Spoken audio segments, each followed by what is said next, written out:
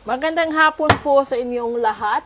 At this is an advanced reading po para bukas, Friday, February 21, 2025.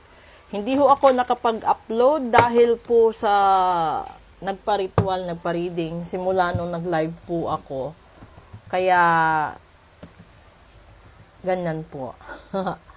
Okay, so healthy reading muna tayo, 066. Ito yung card. At yung lumabas is Five of Pentacles. Ngayon, kapag lumabas kasi yung Five of Pentacles, ito kasi yung pinakamababa na parte ng buhay mo na hirap kang makarecover sa sakit, hirap kang makarecover sa kahirapan, sa emotional side mo, sa finances mo, pati sa relationship. So, lahat ng tao na dumadanas ng ganito kababa na vibration, ang kailangan nyo kasi ang proper way na cleansing hindi lang sa kalusugan, kundi cleansing sa love, cleansing sa pera, at kasi minsan yung nagiging dahilan dito is hindi lang karelasyon, kundi ando doon yung immediate families mo, ando doon yung in-laws mo, kaibigan mo, katrabaho, boss mo mismo, mga kapitbahay, at saka yung nasa circle mo. Ito kasi yung pinakamabigat, no? Ito yung parang namumuhay ka sa kawalan or namumuhay ka sa na walang pag-asa, walang nakikitang solusyon na parang ang dilim. Kung titignan mo ito sa ibang aspeto ng buhay, walang tao na gustong magkaroon ng ganitong problema na sabay-sabay. Bibigyan ko kayo ng magandang example, no? Lalong-lalo na kung gusto niyo magpa-cleansing, magpa-love ritual, wealth ritual, health ritual, at yung magpatanggal ng barang kulam sumpa at gayuma, no? Ngayon, kung kayo yung taong nasa ganitong sistema or nasa ganitong estado, unahin natin ang kalusugan.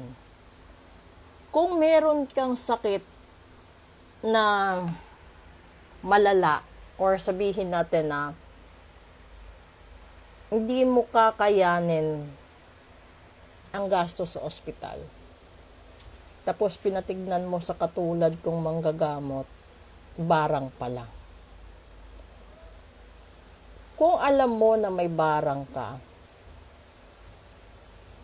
di ba kailangan matanggal yan? Pagkatapos matanggal, kailangan kang gamutin. Pagkatapos kang gamutin, kailangan kang lagyan ng protection.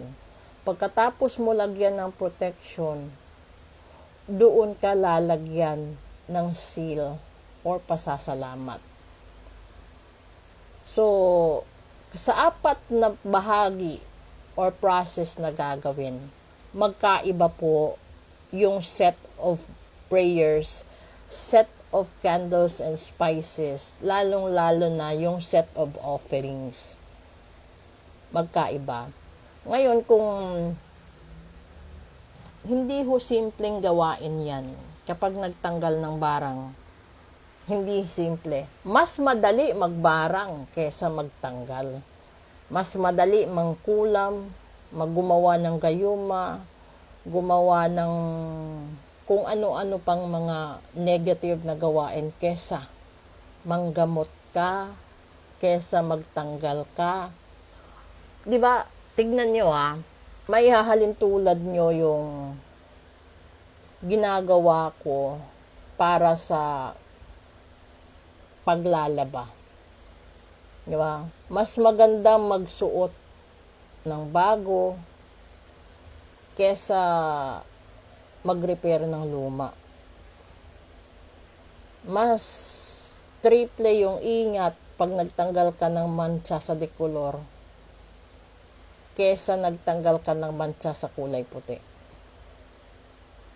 Ganun po ang sistema ng ritual kapag nanggagamot ka. Ngayon, yung isa pang maganda dito, kapag ang tao ay humiling na makaahon siya sa hirap, sa pera, kasi may perang kaakibat ito this is the 5 of Pentacles. Kung gusto mong makaahon ka sa pera, yung una mong titignan kung may karma. Kasi posible, kaya ka nahihirapan sa pera, yung mga ilang taon na nakalipas, dahil sa patong-patong na karma. So may karma ka kay person number 1, may karma ka din kay person number 2, hanggang sa ilang person yung may karma ka. So ibig sabihin, sa bawat tao, kapag dyan, halimbawa kay person number 1 na karma ka 10 taon, another 10 taon yung karma mo kay number 2, number 3, number 4, number 5. Yung karma mo kay number 1, karma sa pag-ibig. Yung karma mo kay number 2, karma sa pera. Yung kay number 3, karma dahil sa panluloko mo, pagsisinungaling mo, pagtatraidor mo, no? Yun. Ang daming klase ng karma. Ngayon, kung gusto mong mawalan ka ng problema sa pera, di ba, syempre, ipapa-cleansing mo. Pag na-cleansing ka at hindi pa rin matanggal, iparitual mo na. Doon sa ritual, may magsasabi na, mahal pala. Dito tayo magkakaroon ng lugar, no? Kung gusto mong gumaan ang buhay mo, ibig sabihin, gumaan yan habang buhay. Ibig sabihin, walang parte ng buhay mo na hindi kayang i-rescue ng ritual. So, ibig sabihin nun, buong buhay mo, may karga kang ritual sa pera. Pero bago mo makamtan yan, ang dami mong kailangang tanggalin sa sarili mo. So, hindi po pwede na gusto mo ng panghabang buhay na magaan ang finances mo, pero ayaw mong magbitaw para sa perdon.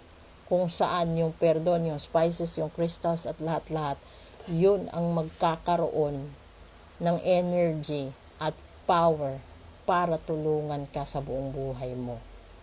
Kaya ko sinabi sa My Day kahapon, kung nangangarap kang maging milyonaryo at yung kaya mong ipalit sa pabor na hinihingi mong maging milyonaryo ay piso, para kang nangangarap ng gising. Kung nangangarap ka ng pag-ibig na wagas, tapos hindi ikaw mismo, hindi buo magmahal sa kanya, imposible yun. Diba?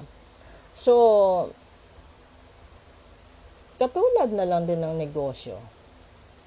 Kung yung kapital mo ay 1,000, sentimo lang din ang babalik sa'yo.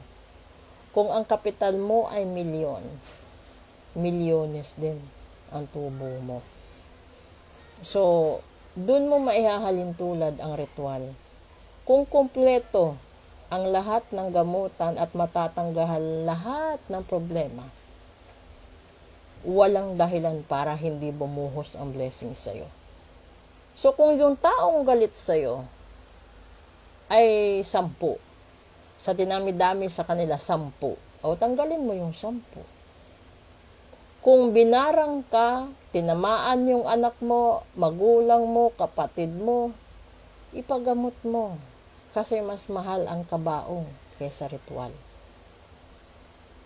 Mantakin mo kung lahat sila ilalagay mo sa kabaong dahil ayaw mo magpa-ritual, sa tingin mo kasi mahal.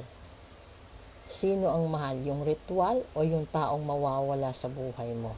This is the health reading related to money and love. Proceed tayo sa daily episode po natin. Magandang hapon po.